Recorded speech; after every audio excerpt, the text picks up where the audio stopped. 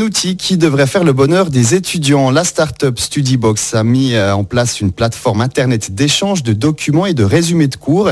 Né lors du Startup Weekend l'an dernier à Neuchâtel, le concept a été développé et lancé le 15 septembre. Environ 1000 étudiants se sont déjà inscrits et une centaine de contenus peuvent déjà être téléchargés. Le jurassien Paul Monra, cofondateur du Studybox, donne quelques détails sur les fichiers mis à disposition sur le site.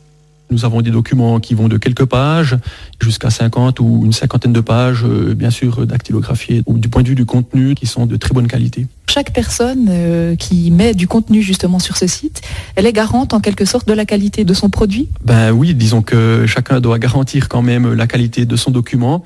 Bon, ce que nous avons sur la plateforme, c'est que les étudiants peuvent les mettre à disposition gratuitement ou contre rémunération. C'est-à-dire que si l'étudiant veut valoriser son travail et qu'il le met à disposition contre rémunération, il doit le faire valider par une autre personne. Il ne peut pas le publier sur la plateforme. Donc, ce qui signifie que l'auteur et le réviseur sont garants en fait de la qualité du document, mais pas uniquement par ce biais-là, également par le fait qu'il y a en fait un ranking qui se fait sur tous les documents, c'est-à-dire que la personne qui a acheté un document peut ensuite la noter. Donc si le document est de mauvaise qualité, il sera moins bien noté et ça ne donnera pas forcément envie aux autres étudiants de télécharger ce document ni de payer pour acheter un document de mauvaise qualité. Donc l'auteur et le réviseur ont les deux tout intérêt à ce que le document soit de bonne qualité. Des propos recueillis par Isabelle Queloz. Retrouvez davantage d'informations sur notre site internet.